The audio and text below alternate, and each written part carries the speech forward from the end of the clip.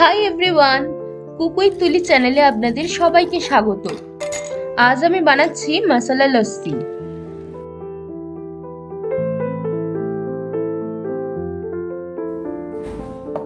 লস্যি বানানোর জন্য প্রথমে একটা ব্লেন্ডিং জারের মধ্যে নিয়ে নেব টক দই। এখানে আমি 250 গ্রাম টক দই নিয়েছি।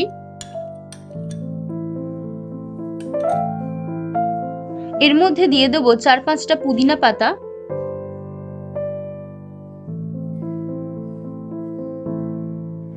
একটা ছোট কাঁচা লঙ্কা, 2 টেবিল চামচ ধনে পাতা,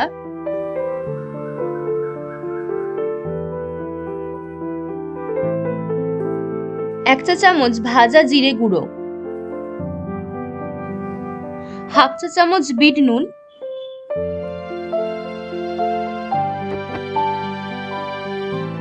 7-8টা আইস কিউব,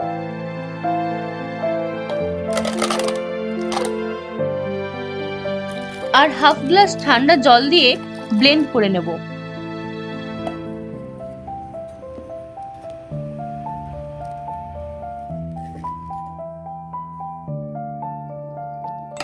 গ্লাসের মধ্যে কয়েকটা আইস কিউব নিয়ে নিয়েছি। এবার এর মধ্যে লস্যিটা ঢেলে সার্ভ করে দেব।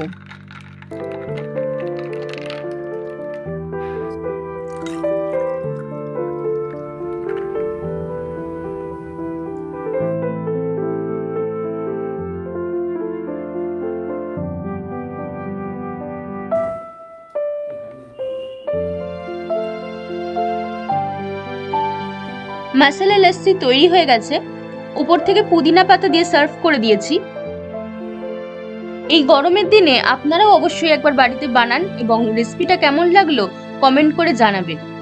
ভিডিওটা ভালো লাগলে লাইক, শেয়ার এন্ড সাবস্ক্রাইব করতে কিন্তু একদম ভুলবেন না।